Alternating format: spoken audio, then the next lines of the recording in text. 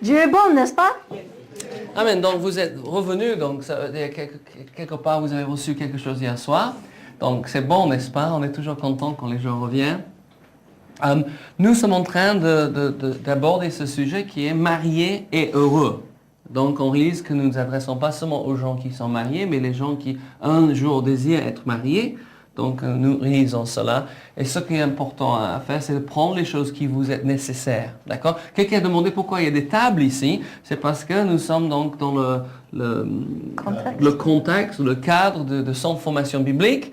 Et on vous encourage quand même, si vous avez votre Bible, de l'ouvrir, de regarder les versets avec nous. Là, qui regardent par DVD, fait pareil. Vous avez besoin donc d'un stylo et d'un papier et peut-être marquer les versets. Et surtout, c'est ce que j'essaie de dire, toujours quand on fait un séminaire, c'est que ce n'est pas vraiment ce que je dis ou que Laura dit ce qui est important, c'est ce que Dieu est en train de vous dire. Donc il se peut que c'est un verset biblique, il se peut que c'est une phrase qui vraiment vous dit, mais ça c'est Dieu en train de me parler. C'est ça le plus important.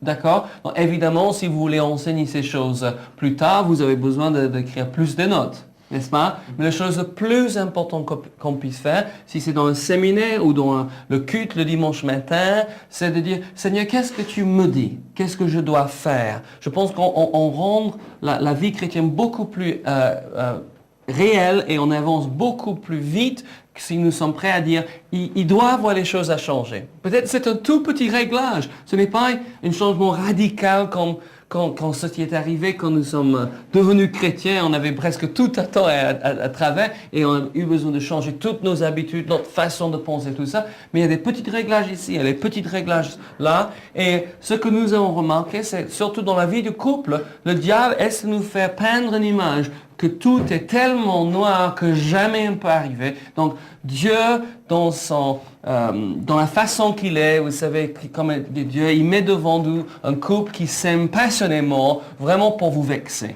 N'est-ce pas? Parce que Dieu est comme ça. Non, pas du tout. Moi, je crois que si Dieu nous met devant vous et vous rencontrez d'autres chrétiens qui sont en train de réussir leur vie de couple, c'est pour vous montrer que c'est possible. Parce que comme nous avons bien dit hier soir, nous passons par les moments difficiles aussi. Chacun a des problèmes. Donc évidemment, nous ne sommes pas ici pour raconter nos problèmes, pour que vous pleurez sur notre sort avec nous. Nous sommes là en train de vous raconter nos réussites et nos succès, essayer de partager avec vous certaines choses que nous avons prises sur la route pour vous aider vous aussi de vivre mieux votre vie de couple, d'accord? Ou, si vous êtes célibataire, de préparer mieux votre future vie de couple, d'accord? Et je crois... Et la seule personne que vous pouvez changer, c'est vous-même. Parce que nous avons essayé. On a essayé de changer l'un l'autre au commencement de notre vie de couple. Oh, mais c'est vraiment magnifique, vous savez. Vous voulez vraiment faire du mal. Essayez de contraindre votre conjoint à changer. Normalement, la chose qui vous a tiré le plus en eux, c'est ce qui vous embête le plus en eux. Parce que c'est l'inverse de toi. Mais souvent, il arrive un point où vous voulez qu'il soit comme toi. Mais il faut qu'on apprécie les différences chez l'un et les autres.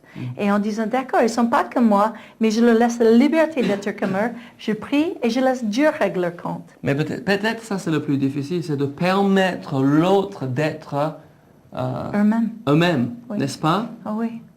Donc, parce que tout le monde... Je peux donner le titre. Non, c'est oui, parce que le monde entier est toujours en train d'essayer de nous changer. Je ne sais pas comment voir ça. Le monde entier est toujours en train de nous modeler et nous mettre dans un carré afin qu'on soit à leur style, à leur goût. Mais Dieu veut qu'on soit nous-mêmes et qu'on soit unique. C'est pour ça qu'il nous a créés avec tant de diversité. Et nous avons besoin d'apprécier nos diversités et aussi d'apprécier chez notre conjoint. Parce que c'est très important qu'on leur donne la liberté d'être eux-mêmes. Mais si tu te concentres en changeant toi-même, comme ça enlève la pression. Sinon, on rentre dans la sorcellerie. Quand on est en train d'essayer d'exiger que l'autre soit changé. Donc, okay. Maintenant, ce qu'on donne pour un titre ce soir, si ça vous aide, au moins pour cette première réunion, c'est la vie du couple, le ciel ou l'enfer. On va prier? Amen. Amen. Seigneur, nous venons à toi dans le nom de Jésus. Amen. Merci Seigneur pour cette soirée. Merci pour ce que nous puissions apporter. Seigneur, comme nous avons dit hier soir, nous avons encore beaucoup de choses à apprendre. Mais nous voulons enseigner de ce que nous avons déjà appris, partager des bonnes choses que tu nous as montrées, que nous avons pu expérimenter. Et Père, nous demandons pas seulement pour les gens qui sont ici, mais tous les gens qui vont écouter ce que nous avons par CD ou qui vont regarder par DVD, que vraiment que tu leur touches profondément dans leur être. Seigneur, il y a des réglages à faire, il y a des choses à changer. Père, nous te demandons dans le nom de Jésus, Saint-Esprit, aide-nous. Merci, Père. Amen. Amen. Donc je pense qu'il y a certaines choses que nous avons entendues, ce que nous avons réalisé à travers ces 25 ans et 8 mois et 3 jours que nous sommes mariés. Ouais. Une chose en particulier, et je ne sais pas si vous avez appris ça encore, mais le respect de l'autre est capital si nous voulons bien mener notre vie. Et ça ne dit pas que tu dois dire oui, tout ce qu'il dit c'est la vérité. Amen. Non, c'est pas du tout ça. C'est de savoir qu'ils ont des choses qui sont raison et des autres choses qui sont carrément tort, mais on les aime quand même. Certains ont une telle mauvaise image de soi qu'ils insistent que l'autre s'accorde à eux parce que ça leur donne un peu de valeur. Il faut que notre image de soi soit établie sur la parole de Dieu, de qui nous sommes en Christ. Vous avez une valeur inestimable. Ouais. Sauf que Dieu l'a estimé, il a envoyé son Fils mourir pour toi. N'est-ce pas? Et nous avons besoin de vraiment nous établir en Christ pour savoir qui nous sommes. Et je pense que ça va nous permettre de permettre l'autre d'être elle-même. Et je crois que c'est très important. Mais ce que nous avons, qui marche très bien pour nous, c'est ce respect réciproque. Que je respecte qui est Laura, qu'elle respecte qui je suis et que nous apprécions l'un et l'autre. Donc, une image que le Seigneur m'a donnée il y a longtemps qui m'a aidé à comprendre, oui, c'est le jeu de ping-pong. Est-ce que vous avez déjà joué au ping-pong? Oui. Est-ce que vous avez déjà joué au double au ping-pong? Oui. Parce que le jeu de ping-pong à double est différent que peut-être tout autre jeu. En double, tu joues au double au tennis. Si tu es faible mais ton partenaire est fort, tu peux gagner. N'est-ce pas? Ce que tu fais, tu éloignes-toi et tu les laisses jouer tout seul. Ouais, et ils battent les opponents, ouais, les adversaires tout seul. Mais en ping-pong, on ne peut pas faire ça. Vous savez pourquoi, n'est-ce pas? Parce qu'en double, en ping-pong, il faut chacun prendre chaque autre balle. Vous êtes d'accord? Oui. Et la vie de couple, c'est comme ça. C'est que j'ai besoin d'elle pour gagner et elle a besoin de moi pour gagner. Donc nous gagnons ensemble. Ou on perd ensemble. Oui, et nous décidons qu'on va gagner ensemble. Donc si je fais ce que nous avons vu faire, et peut-être vous avez fait quand on est en train de jouer, oui, tout ce qu'on fait, c'est de critiquer nos coéquipiers. Donc je ne sais pas si vous avez déjà joué pour les hommes, vous avez déjà joué du foot avec une équipe de foot qui ne fait pas de se critiquer, de crier les uns sur eux. Après un moment, vous dites, mais jouez tout seul. Ouais, je ne suis pas venu pour jouer comme ça. Je veux m'amuser quand même. Tu vois? Et quelquefois, dans le couple, on voit les gens qui sont tout le temps de critiquer, de s'attaquer, et tu ne fais jamais assez. Et qui veut jouer le jeu? Donc, je crois que c'est vraiment important de comprendre que nous sommes une équipe. Et une équipe gagnante. Amen? Et nous savons combien c'est bon de gagner. Ouais? On a tous gagné à quelque chose. Ouais? C'est tellement bon. Mais si j'encourage Laura, si dans un domaine elle est plus faible et j'encourage, elle va devenir plus forte. Parce que là où elle est forte, il se peut que moi, je suis faible. Ouais, ne prétendons pas qu'un membre du couple est tellement fort et l'autre est tellement faible, parce que c'est pas vrai. Dieu nous met ensemble avec quelqu'un pour qu'on puisse épauler l'un et l'autre, qu'on puisse travailler ensemble. Mais si chaque fois que Laura ouvre la bouche, je dis, mais non, ne dis pas ça, mais elle dit que les bêtises, après un moment, elle va s'arrêter de parler. Ouais? Et on va être bancal. On va boiter, n'est-ce pas? Donc, le respect est quelque chose de vital dans le couple. Et je sais... Et ça exige la créativité, de voir la capacité dans la vie d'autres et d'apprécier.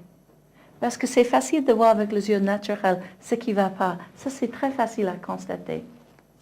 Mais si on voit avec les yeux de le cœur, de l'Esprit de Dieu, on va pouvoir voir le potentiel dans cette personne. Et on va utiliser nos muscles de la foi en appelant les choses qui ne sont point comme si elles étaient. Et on va estimer, on va apprécier ces choses. Matthieu chapitre 7, versets 1 à 5 dit « Ne jugez point afin que vous ne soyez pas jugés, car on vous jugera du jugement dont vous jugé et l'on vous mesura avec la mesure dont vous vous mesurez. Pourquoi vois-tu la paille qui est dans l'œil de ton frère et n'aperçus-tu pas la poutre qui est dans ton œil? Ou comment peux-tu dire à ton frère, laisse-moi ôter une paille de ton œil, toi qui as une poutre dans le tien? Hypocrite, ôte premièrement la poutre de ton œil et alors tu verras comment ôter la paille de l'œil de ton frère. Je crois que c'est quelque chose que nous avons besoin d'essayer. Oui, nous sommes ensemble dans cette vie. Nous sommes ensemble dans ce combat. S'il y a quelque chose qui se dresse contre moi, ça dresse contre nous. S'il y a quelque chose qui dresse contre Laura, ça dresse contre nous. Et ensemble, oui, nous pouvons gagner. Il y a un verset sur la prière qui est absolument extraordinaire. Parce qu'on a parlé hier soir, si vous vous rappelez, de l'importance de prier ensemble. Pas de faire des réunions de prière, mais de prier. Et vous savez, quand quelque chose arrive dans votre vie contre vous, c'est bon de dire, prions. Prends-en la main et on va prier. Une courte prière de la foi, souvent fait beaucoup plus qu'une longue prière dans le doute. Ouais, je ne sais pas si vous aimez cette sorte de prière où les gens commencent à raconter au Seigneur tout le problème. Et ils continuent. Et même si tu avais la foi quand tu as commencé, par la fin, tu réalises combien c'est impossible pour Dieu et personne d'autre de faire quoi que ce soit.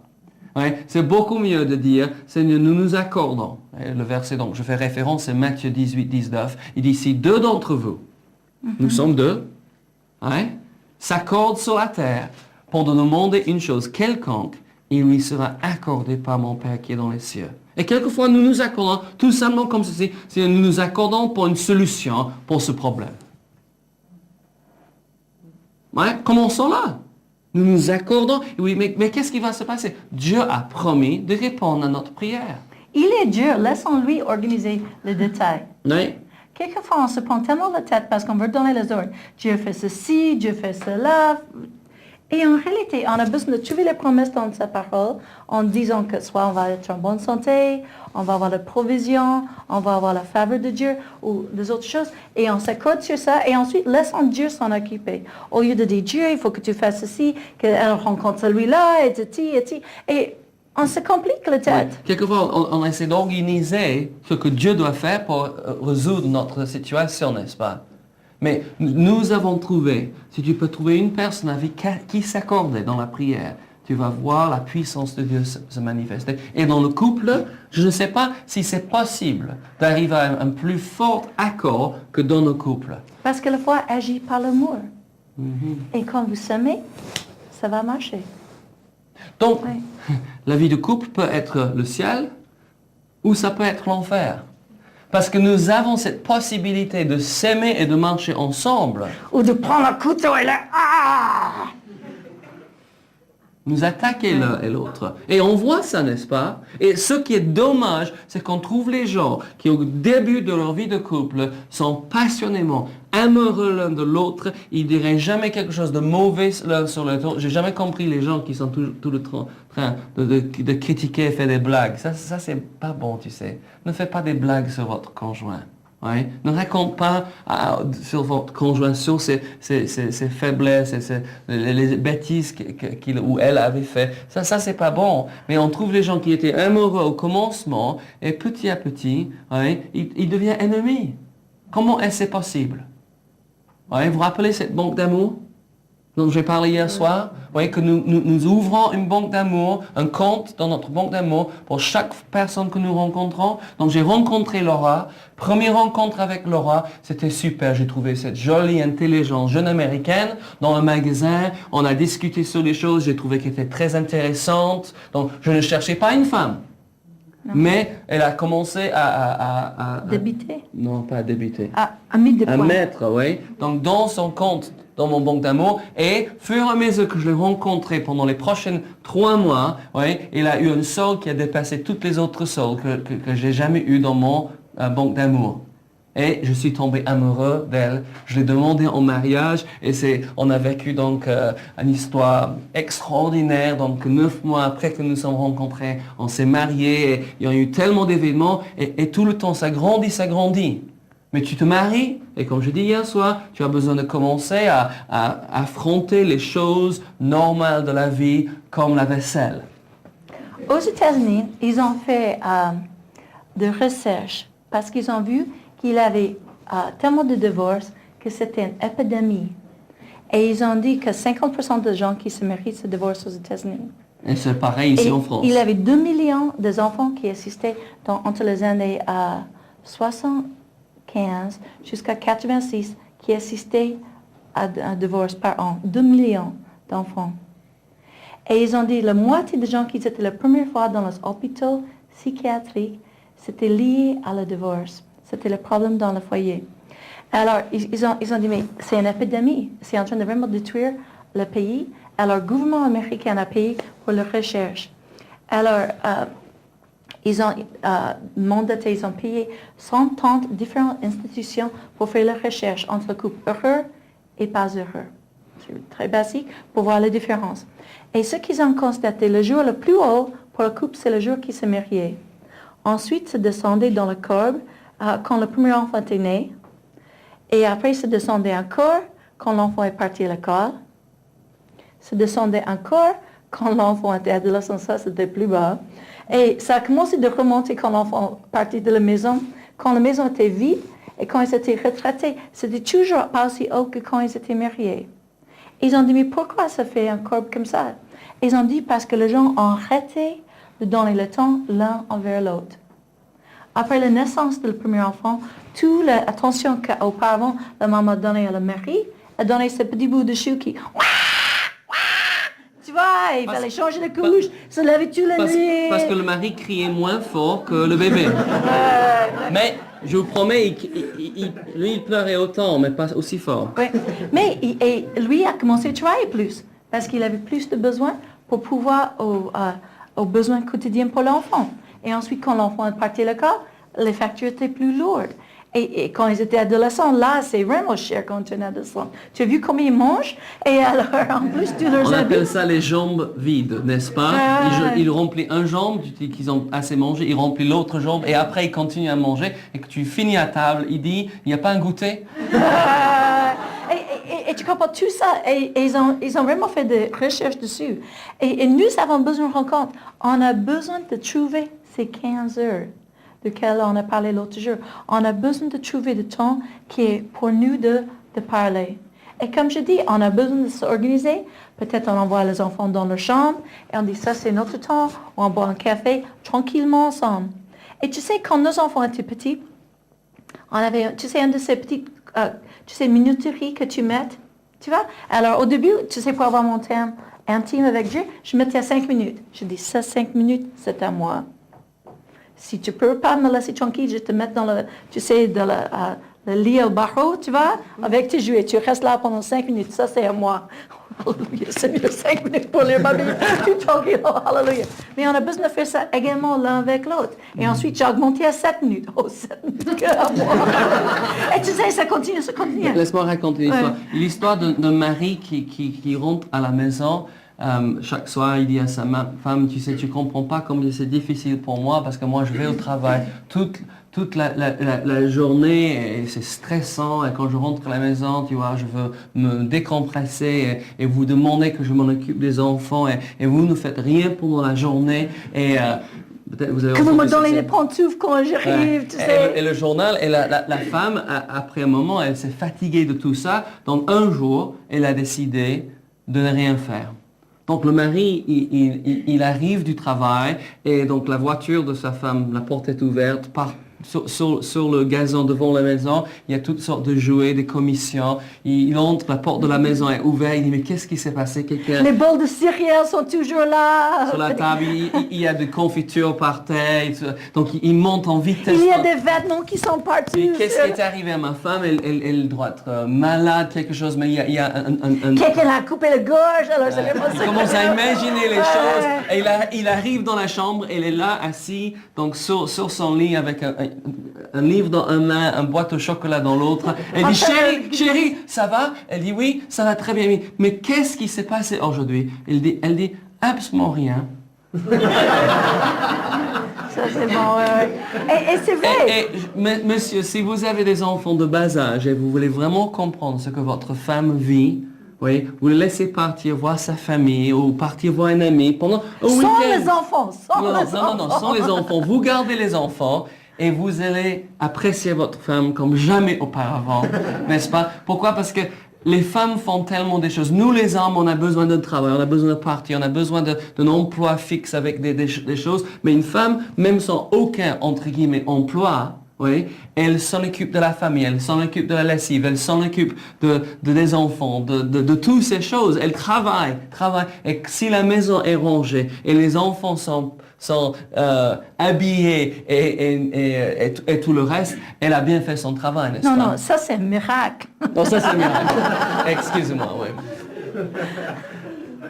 Si la maison n'est pas brûlée. Donc on a cette courbe de jour de notre mariage qui descend et qui remonte, oui, quand on prend la retraite. Mais le problème... Si on n'a pas cassé entre ce temps. Oui, parce que malheureusement, c'est entre ce temps que les gens se cassent et les gens se divorcent. Mais je dis, est-ce nécessaire? Et comme j'ai dit hier soir, nous avons étudié les choses, on a lu les livres, parce qu'on dit, nous ne voulons pas vivre une vie de couple moyen. Nous voulons vivre cette vie abondante que Jésus nous a promis. Et comme je vous ai dit... Et nous ne sommes pas tout seuls non plus. On a l'Esprit de Dieu qui demeure en nous pour nous donner un coup de main. Et il veut nous aider. Vous savez, quelquefois tu es là, je ne sais pas quoi faire, mais demande à Dieu. Dieu est toujours là en train de nous entendre et il répond à nos appels.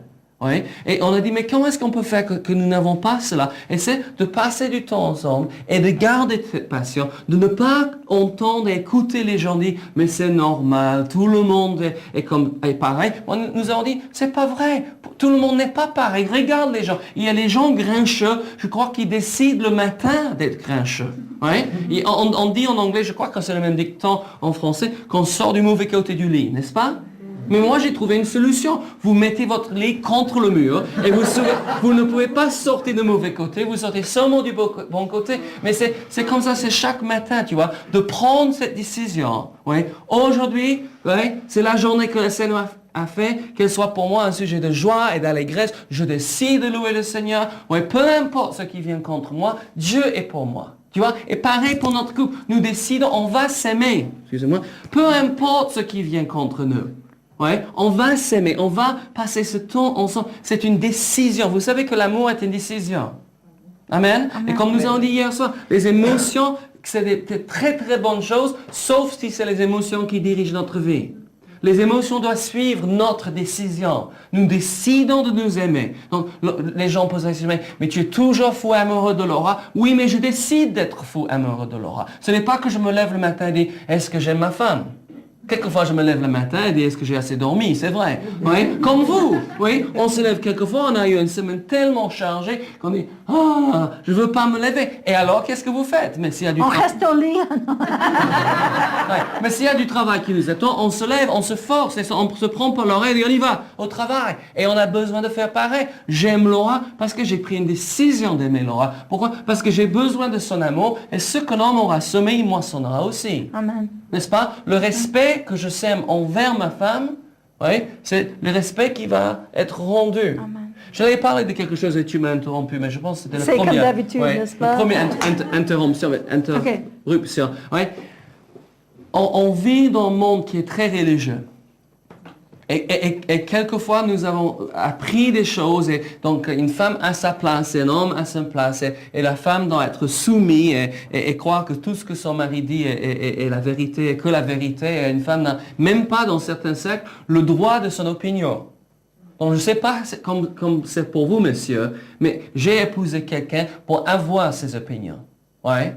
J'ai trouvé que Dieu m'a donné une femme qui est, comme on nous a dit hier ça, l'homme intelligent cherche l'éternel. Ouais. Mais il m'a donné une femme intelligente. Et si j'empêche Laura d'utiliser la capacité qu'elle a, et je ne sais pas si vous avez encore réalisé ça, monsieur, mais normalement, nos femmes sont plus intelligentes que nous. Parce qu'on utilise les deux côtés du cerveau. Ouais. Ouais, donc beaucoup d'hommes n'aiment pas ça. Et beaucoup de hommes se sont menacés par l'intelligence et la capacité de leur femme. Mais moi, j'ai une seule chose. Quand les gens disent, mais ta femme est extraordinaire, je dis, oui, ma femme. Tu vois combien je suis intelligent, j'ai choisi celui-là. C'est ma femme. Ouais, elle vient de réussir ça. Nous avons réussi. C'est notre équipe, n'est-ce pas? Donc, peut-être que je me trouve un petit peu bête, mais j'ai une femme intelligente au moins. N'est-ce pas? Mais oh, John, tu n'es pas bête. Non, mais d'autres hommes essaient d'écraser leur femme parce qu'ils croient que si jamais leur femme voit le jour, Jamais que les gens découvrent leur femme, oui, et Ils vont le perdre parce qu'elle va partir avec quelqu'un d'autre. tu vois, ils ne sont pas assurés dans leur être, donc ils écrasent leur femme. Et la religion a donné place à cela. Une femme, c'est un peu comme des enfants, n'est-ce pas? On ne devait même pas les voir et surtout pas les entendre. Et ça, c'est la religion. Ça, c'est pas le christianisme. Oui? Rappelons-nous. Et c'est même pas seulement les religions, c'est les gens qui veulent manipuler les autres. Tu sais, il y a des gens qui ont une personnalité qui veut être dominateur parce qu'ils ne sont pas sécurisés en qui ils sont. Alors, il fait tout ce qu'il peut pour casser l'autre afin que comme ça, il peut avoir le contrôle, la dominance. Et nous avons besoin d'apprendre. Avec Dieu, ce n'est pas du tout la façon que Dieu veut qu'on soit. On est égaux devant Dieu. Devant Dieu, tu sais, moi j'ai autant de droits de prier que John. Dans notre vie de couple, je peux donner mes avis, ce que je crois que Dieu a dit, mais ensuite je dois avoir confiance qu'il va prendre le bon choix. Parce que Dieu nous dit d'être le chef en tant qu'homme de la maison, mais le chef, pas le dictateur. Et Jésus nous a enseigné très clairement en Matthieu 10, je crois que c'est verset 41, je ne vais pas le lire, mais je vous donne la référence, comme ça vous pouvez... Oui, 10, 41 jusqu'à 45, il dit que nous ne devons pas être comme des chefs de ce monde qui dominent le peuple, mais nous devons diriger par notre exemple. Est-ce que vous me comprenez là? Ouais. Nous devons être chefs, ça veut dire que nous prenons la décision. Mais souvent, la décision que je prends, c'est ce que ma femme m'a conseillé. Parce que dans certains domaines, une femme a beaucoup plus de perception que l'homme. Quelquefois, on sent des choses, mais on ne peut pas expliquer pourquoi. Quelquefois, on sent que cette personne est louche. Fais attention, chérie.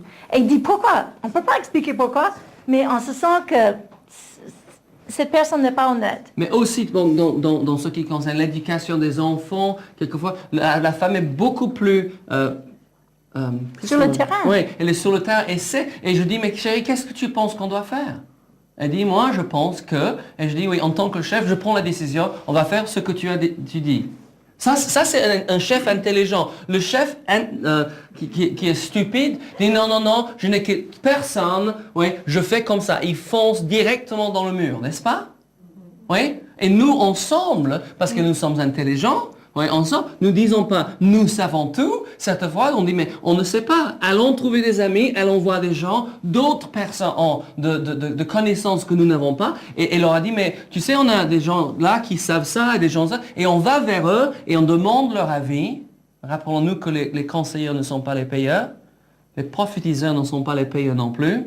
Les gens peuvent prophétiser toutes sortes de choses sur vous. Mais si Dieu n'a pas parlé dans ton cœur, ne suive pas les prophéties. Non. Et les conseillers, c'est bon d'entendre les conseils des autres, mais prenons notre vie en main et dis, qu'est-ce que nous décidons maintenant? Ouais? On dit ça, ils semblent qu'ils savent, donc prions, on va s'accorder pour avoir la sagesse de Dieu et on prend la décision, ils ont raison, on y va. Et en tant que chef, je prends la décision et j'ai la responsabilité, mais souvent, c'est ce que Laura m'a conseillé. Il faut que nous vivons ça ensemble. Si j'écrase Laura, je suis en train d'écraser partie de mon équipe. Mais quand je lui fais parvenir de mes idées, de mes sentiments, je ne peux pas te derrière en train de dire, Seigneur, parlez, tu sais, parce que ça, c'est de manipulation. Dieu dit, tu sais, d'essayer de forcer quelqu'un d'autre de faire ta volonté, c'est égal à la sorcellerie. C'est le même péché que la rébellion, tu vois. Et quelquefois, dans nos foyers, on peut être rebelle. Parce que Jean dit, non, Laura, je ne crois pas, c'est le temps de faire quelque chose. Moi, je suis prêt à faire des choses hier. Mais John est plus sage. Quand est-ce qu'il faut faire des choses? Et c'est vrai, à travers les années, on a trouvé où Laura est plus fort et où je suis plus fort. Et on a vu des choses, comme elle dit. John est mieux pour garder le compte. Oh, tu ne veux pas que je garde le compte. Je suis très bien avec les dates. Quand nous devons faire quelque chose, c'est comme je vois dans l'esprit ce qu'on doit faire, qu'on doit le faire. Mais Laura est beaucoup plus... Elle ressent les choses. Elle m'a dit plusieurs reprises, mais fais attention, tu es en train de perdre ton temps avec telle personne. Je dis non, je m'investis et j'investis des heures et des jours avec les gens pour voir que ce qu'elle avait dit était tout à fait vrai. Ils étaient ces sous-sons desquels on a parlé hier. Et après, je dis, mais John, apprends, le leçon. Dieu t'a donné une femme qui ressent les choses dans ce domaine où tu ne le ressens pas. Et nous sommes une équipe. Amen. Dieu nous met ensemble. Et peut-être, donc si vous êtes un jeune couple, peut-être vous n'avez pas encore vu les points forts de l'un et l'autre, mais vous êtes une équipe. Ouais. Donc, beaucoup de gens se sont menacés par leur conjoint, par les capacités de leur conjoint. Ce n'est pas une menace. C'est un atout. Et on met ces atouts ensemble, oui, pour gagner ensemble. Oui, et on peut rester heureux. Et on peut rester passionné. Mais il faut y travailler, il faut mettre de l'effort. J'ai dit hier soir, et je veux donner ces versets parce que je crois que c'est important, j'ai dit que nous trouvons ce verset dans la Genèse, en Matthieu, et c'est en Marc aussi, en Éphésiens. Je veux le lire pour que vous le voyez. Donc en Genèse chapitre 2 et verset 24, donc vous connaissez l'histoire, verset 18, il dit, l'Éternel Dieu dit, il n'est pas bon que l'homme soit seul, je lui ferai une aide semblable à lui. Donc c'est vrai, la religion nous a décrit qu'une femme est de seconde classe, n'est-ce pas? Mais Jésus a dit, c'est ce que j'étais en train de dire, la deuxième fois que tu m'as interrompu, n'est-ce pas? Oui, que spirituellement, une femme est égale qu'un homme. Et nous voyons ça. Regarde Jésus quand il rencontre les femmes. Regarde, oui, l'interaction entre Jésus et les femmes. Il était toujours en train d'élever les femmes, n'est-ce pas? Ouais, toutes les religions du monde abaissent la femme. Donc nous savons très bien maintenant que le chrétianisme n'est pas une religion, mais c'est une relation avec Dieu. Mais Jésus élève la femme. Et Dieu dit tout de suite, il dit, je ferai une aide semblable à lui. Ok? Et ça c'est important. Différent, c'est vrai. Nous sommes différents. Comme et alléluia pour la différence. Amen. Vous aimez la différence, monsieur? Oui. Mais Bien. nous, en tant que femmes, on apprécie les différences. J'espère. Comme ça, il apporte tous les courses, n'est-ce pas? Je taquine. Il dit, verset 24, c'est pourquoi l'homme quittera son père et sa mère et s'attachera à sa femme et ils deviendront une seule chair. Et je pense pas qu'on va parler beaucoup de ça ce soir, mais je pense que la Bible ne dit pas les choses sans raison. Le fait que nous devons quitter notre père et notre mère, si nous voulons que notre couple réussisse, et je dis ça surtout à ceux qui pensent se marier, oui, si vous n'êtes pas prêt à vous détacher de vos parents, oui, vous n'êtes pas prêt à vous attacher avec votre conjoint. Et certains qui sont mariés, vous n'êtes pas encore détachés et ça va vous créer des problèmes. Ça ne veut pas dire que nous ne pouvons pas être amis et avoir des relations avec eux, mais nous avons besoin de briser cette relation enfant-parent pour vivre une nouvelle famille. Quand on se marie, on crée une nouvelle famille. Et j'ai vu tellement de problèmes parce que les gens, l'instant qu'ils ont un problème, ils courent à maman et papa. Ils courent à maman et papa. Et vous savez, vous racontez à vos parents que vous avez eu un petit problème avec votre conjoint. Vous allez oublier une fois que c'est pardonné.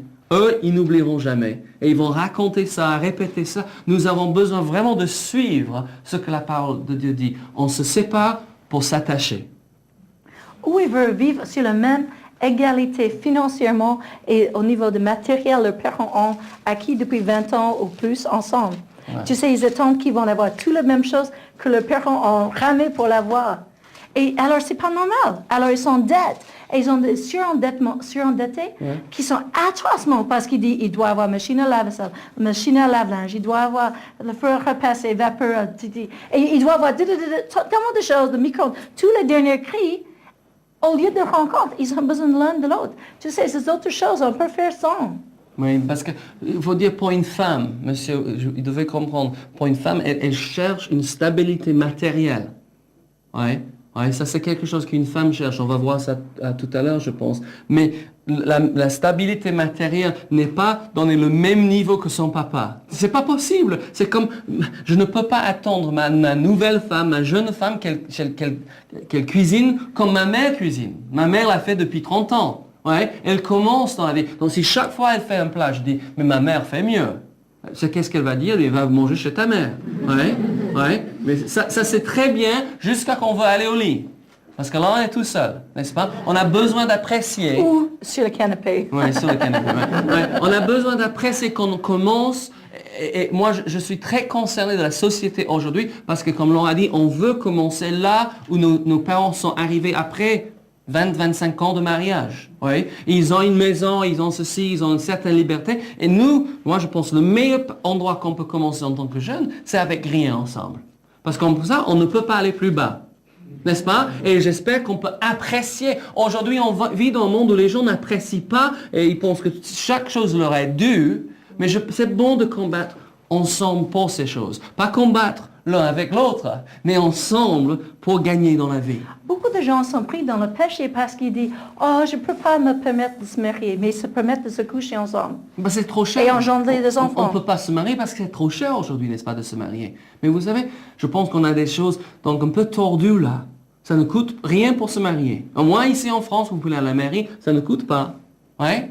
Et normalement, les pasteurs, donc si vous êtes un fidèle dans leur église, ils ne vous font pas payer non plus pour vous marier à l'église. Ouais? Ce qu'on dit coûte cher, c'est toutes les autres choses qu'on peut ajouter.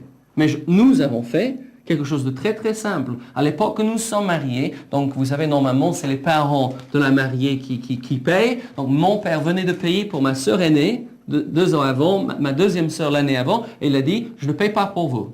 Il était gentil, mais c'était très clair. Oui, très gentil. Je l'ai élevé comme ça, donc il n'y avait pas d'histoire. Et le père de Laura, donc elle vous a dit, elle est l'aîné de 7 enfants, était au chômage. Il n'y avait pas d'argent et il y avait encore 5 enfants à la maison.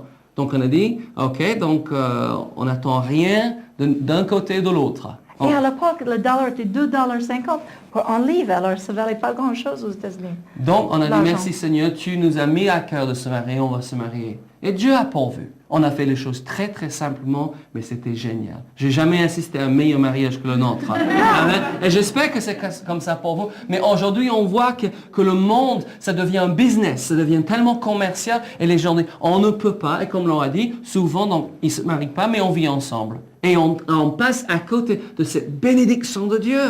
Oui? Faites quelque chose de simple. Donc, je voulais vous dire, parce qu'il y a donc les autres références. Jésus reprend ce même verset en Matthieu 19,5. Et vous pouvez, si vous êtes en train de marquer les références, aussi Marc 10,7, mais on va lire Matthieu 19,5. Il dit, au commencement, fit l'homme et la femme, et qu'il dit, c'est pourquoi l'homme quittera son père et sa mère et s'attachera à sa femme, et les deux deviendront une seule chair. Mais tu viens de lire ça, John, en Genèse, exactement. Et Jésus, évidemment, a lu ça aussi, et il a cru cela, et il déclare que c'est ce que Dieu veut. Amen? Amen. Une chose que, ça m'étonne, mais j'ai l'impression quelquefois que les gens, les chrétiens cherchent une nouvelle révélation pour annuler quelque chose que Dieu a dit qui est une bénédiction. Vous me suivez? Ok, tournez avec moi en Éphésiens 5, dans un des passages que nous étudions souvent sur le mariage, et nous retrouvons dans le verset 31. Maintenant, c'est l'apôtre Paul, comme Laura nous a bien dit hier soir. C'est un célibataire qui nous a écrit la moitié du Nouveau Testament, donc il n'y a aucun problème d'être célibataire. Ce n'est pas une maladie, comme certains ont dit. Il dit, c'est pourquoi l'homme quittera son père et sa mère et s'attachera à sa femme, et les deux deviendront une seule chair. Pourquoi le mariage pour l'un peut être le ciel, comme un paradis, et pour l'autre, ça peut être l'enfer? C'est parce que nous prenons une décision, oui, de marcher ensemble, oui, de nous aimer, de nous apprécier, de regarder au-delà des petites différences, des petits quirks. Bon. Souvent, les gens, ils prennent un texte et le lisent hors contexte. Et ensuite, ils font toute une doctrine là-dessus. Parce que si tu es toujours en Éphésiens 5 et tu lis verset 22, il dit, « Femmes, soyez soumis à vos maris comme au Seigneur, car le mari est le chef de la femme, comme Christ est le chef de l'Église, qui est son corps et donc il est le sauveur. » Alors, les non-chrétiens peuvent te citer ce verset. Les hommes non chrétiens, qui connaissent aucun autre verset dans la Bible, peuvent mais citer ce verset... Mais s'il lit le verset avant, il dit, vous se mettons les uns les autres dans la crainte de Dieu. Ça veut dire qu'avant que tu peux faire la deuxième partie, il faut que ce soit ce respect l'un envers l'autre. Il faut que ça soit complicité. Et cette soumission réciproque. Oui, oui. La soumission n'est pas quelqu'un en train d'exiger quelque chose de quelqu'un. La soumission, c'est une attitude de cœur de la personne qui veut se soumettre. Et ça continue, verset 25. Marie, aimez vos femmes comme Christ a aimé l'Église. Mm-hmm. Dans un vie de couple chrétien où le mari se donne entièrement pour sa femme veut soumettre à lui. Pourquoi? Parce qu'il la met en premier. Il ne se met pas lui-même en premier. Parce que Christ ne s'est pas mis en premier. Il est mort pour vous. Il est mort pour moi. Il est mort pour nous, n'est-ce pas? Christ a tant aimé l'Église, il a donné sa vie. Et le mari qui aime tant sa femme, Amen. elle dit, je me soumets, on y va, on marche ensemble. Mais le mari qui dit, tu vas faire ce que je te dis faire, tais-toi, fais comme je te dis, je t'ordonne. Oui, on a entendu les choses affreuses où le mari a ordonné la femme de faire quelque chose. Selon Éphésiens 5, 22, et la femme vit dans la crainte, dans la peur, sans aucun respect. Et évidemment, ça devient l'enfer. Et donc, on va faire les choses derrière le dos de son mari, elle va cacher. Vous avez donc entendu les femmes qui parlent avec les enfants, disent, ne dis rien à ton père. Mais quelle tristesse. Hein? On veut jouir de la vie familiale et non pas être séparés, être repoussés. Amen. C'est une décision chaque jour, n'est-ce pas, de marcher dans l'amour. Je pense que c'est le commandement sur lequel on va s'accorder, tous que c'est le commandement le plus important, d'aimer Dieu et d'aimer notre voisin. Ouais. Et la Bible dit, ouais, je me rappelle ce qu'ils ont dit quand Jésus a dit d'aimer votre voisin. On a posé la question, qui est mon voisin? Vous vous rappelez? Oui. Et il nous a donné le parabole de bon samaritain. Bravo, ouais, vous avez un bon point. Hein? Le bon samaritain, il dit, celui qui est dans le besoin, c'est ton voisin. Mais aussi, c'est la personne qui est plus proche de vous qui est votre voisin. Quelquefois, les gens se prétendent être des êtres spirituels, des hommes ou des femmes spirituelles. À l'église, tout le monde les prend pour des hommes spirituels. Mais moi, j'ai posé la question souvent, où est-ce qu'on trouve un homme spirituel?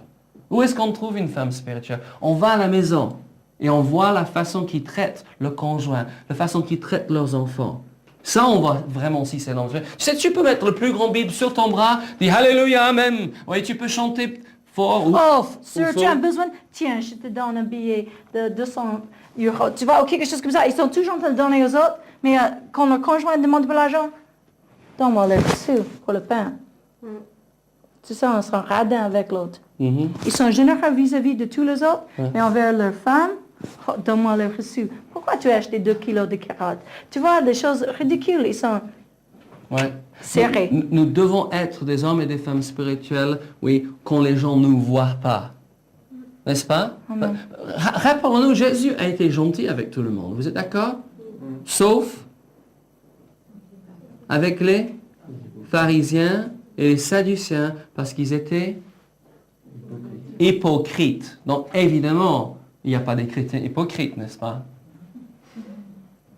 Mais c'est tellement facile d'être hypocrite, n'est-ce pas? Prétendre quelque chose devant les autres, mais quand nous sommes en train de prétendre quelque chose, ça veut dire que nous sommes en train de vivre autre chose. Vous êtes d'accord? Prétendre qu'on connaisse la Bible, mais on ne la met pas en pratique. Qu'on n'a jamais le temps pour nos enfants, mais on donne le temps pour les gens dans l'église. Tellement serviable, mais dans la maison, nous crions et nous... Il faut que nous commençons notre vie spirituelle chez nous. Que je suis d'abord... Le Seigneur m'a repris. Il y a un verset, peut-être vous connaissez bien, c'est en Philippiens 4, 4. Vous savez ça? Oui. Philippiens 4, 4. Quelqu'un peut le citer? Réjouissez-vous toujours dans le Seigneur. Réjouissez-vous toujours dans le Seigneur. Je le répète. Réjouissez-vous. Qu'est-ce que vous en pensez? Bon conseil? Est-ce que quelqu'un fait ça? Est-ce que vous vous réjouissez dans le Seigneur?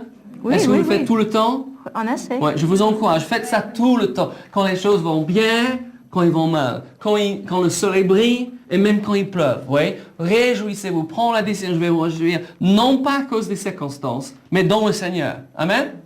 C'est vraiment un bon conseil de la parole de Dieu pour vivre la victoire. Jésus a promis la vie abondante, mais il faut quand même suivre ses conseils. Mais après, il dit que votre douceur soit connue de tous les hommes. Le Seigneur est proche. Et vous savez, j'étais en train de méditer ces versets. Après, il dit, ne vous inquiétez de rien, mais en toute chose, faites connaître vos besoins. Nous connaissons ces versets, n'est-ce pas? Et nous essayons d'appliquer ces versets. J'étais en train de méditer. Vous comprenez le terme méditer? Non, parce que beaucoup de chrétiens n'aiment pas le terme méditer parce qu'on est contre la méditation transcendantale, n'est-ce pas? Donc on ne médite pas. Mais vous savez, méditer la parole de Dieu et la méditation transcendantale sont deux choses totalement contraires. La méditation transcendantale, c'est de vider ta tête. Et c'est une chose très très dangereuse parce que le vacuum, le vide n'existe pas. Ouais, dans l'univers. L'instant que tu essaies de vider quelque chose va essayer d'entrer. Donc il faut plutôt qu'on fait la méditation de la parole de Dieu qui est remplie la tête, d'accord? Et on remplit avec la parole de Dieu. J'étais en train de méditer ça, j'étais en train de murmurer. La Bible dit que votre douceur soit connue de tous les hommes. Et vous savez, à l'intérieur de moi, je pense que c'était le Saint-Esprit qui m'a dit, et ta femme, que ta douceur soit connue de tous les hommes. Parce que si à l'époque, donc je suis pasteur, ouais, nous sommes pasteurs, si vous avez demandé aux gens de l'église, si j'étais un homme doux, toute l'église aurait été d'accord à 100%. Oh, John est doux. Oh, ouais, Pastor combien John. il est doux, Oh, il est qu'il est gentil. beau. Oh, Oui, qu'il ça- est gentil. Oh, qu'il est un bon Le docteur de la problème, parole. c'est si vous avez demandé à ma femme à l'époque si j'étais doux, elle aurait dit Non. non. Parce que je vivais deux vies, oui. Laura, est-ce que tu as fait ça? Il me traçait la liste avant qu'il partait et pendant qu'il était absent, il me téléphonait pour voir où j'étais sur la liste, tu vois? Et j'étais dur avec elle. J'étais dur avec elle. Ce qu'on vous enseigne, c'est des choses qu'on a vécues. On a tous les deux fait toutes les erreurs qu'on puisse faire. C'est pourquoi quand les gens disent, mais est-ce que vous Non, pensez... non, pas tous, presque tous. Oui.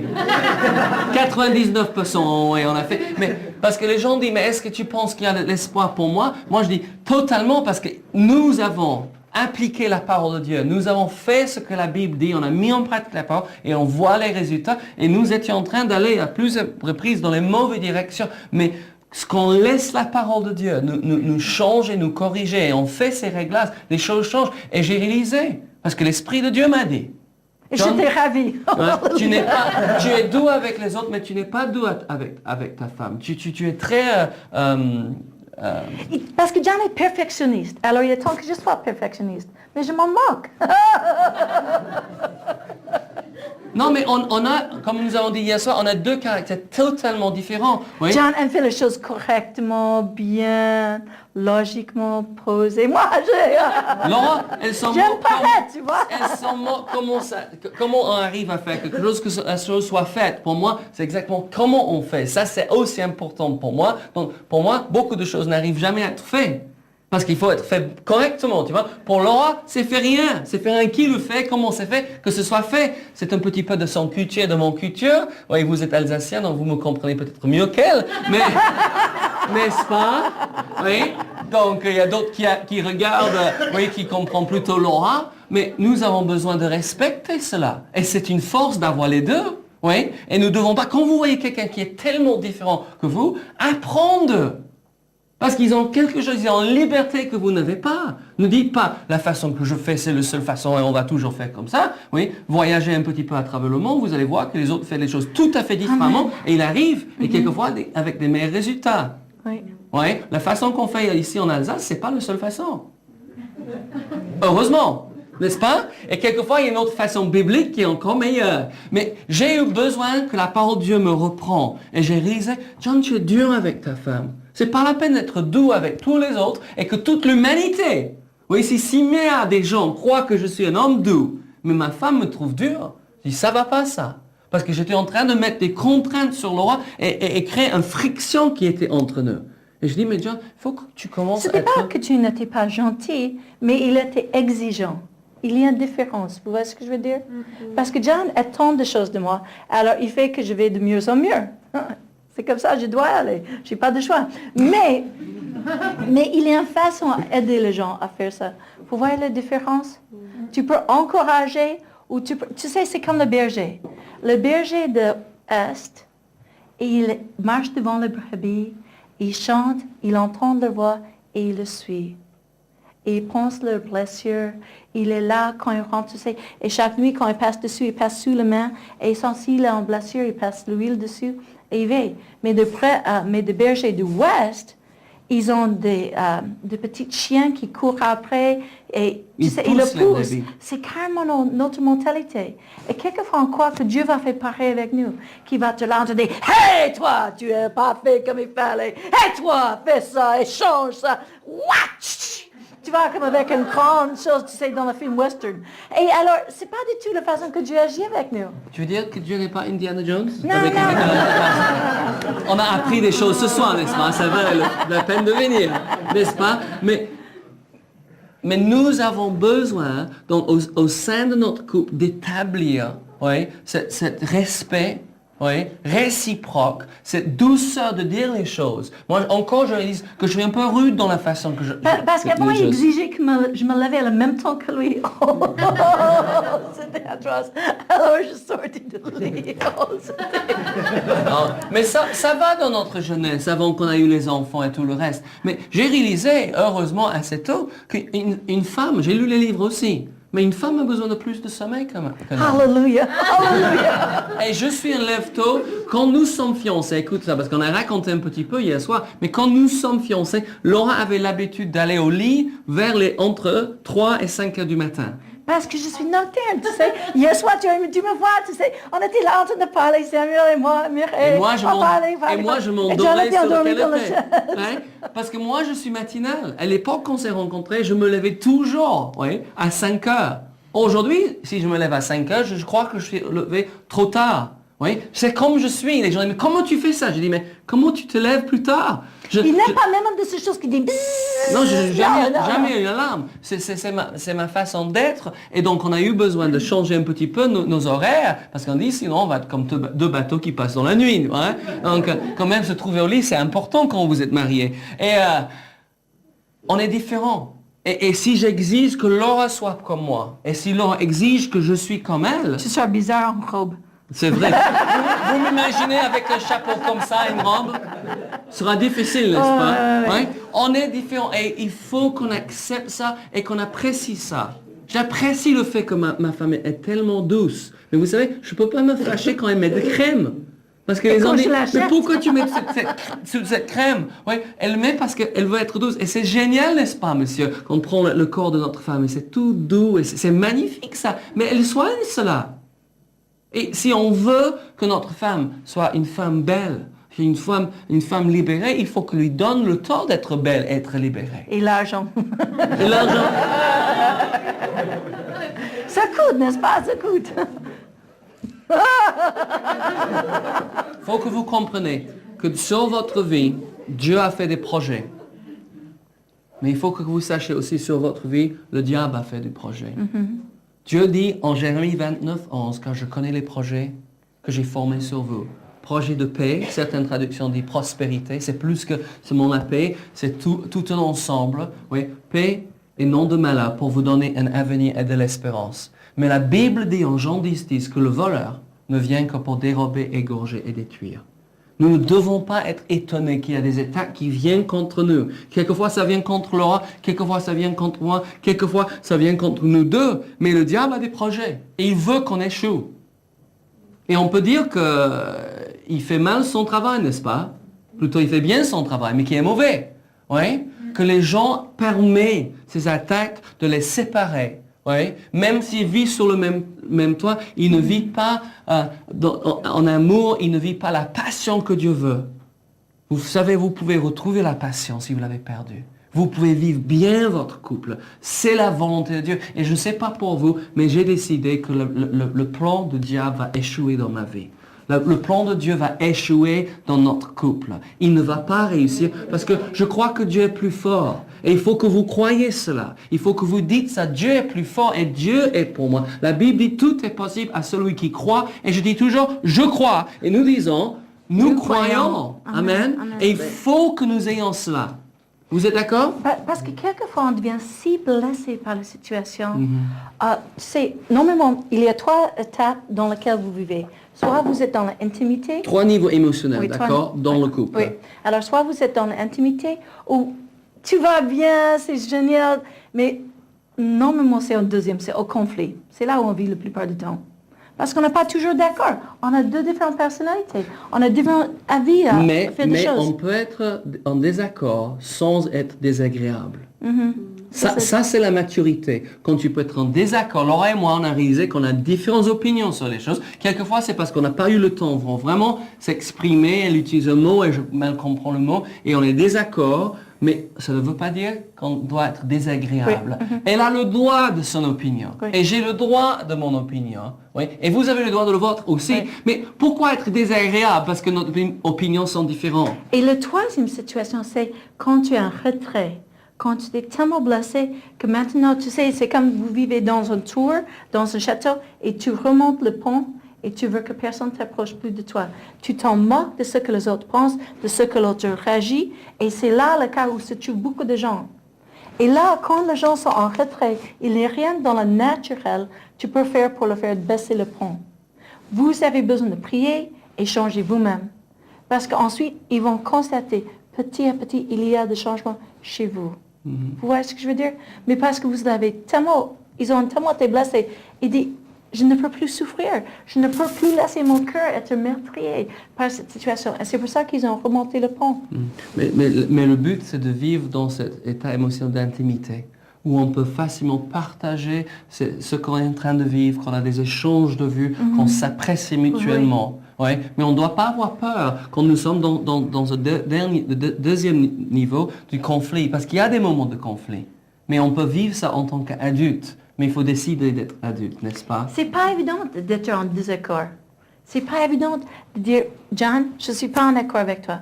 Parce que je le respecte et je l'aime. Et je ne veux pas qu'il retire son amour. Et quelquefois, ça fait mal. C'est pas que je fais exprès de lui blesser, mais je suis pas toujours en accord avec lui. Il est anglais, je suis américaine. Les Américains sont toujours meilleurs. On va s'arrêter là, prendre une pause, d'accord? Okay. Et revenir. C'est bon? OK? Non, Bien. c'est blague. Les Américains sont pas toujours meilleurs.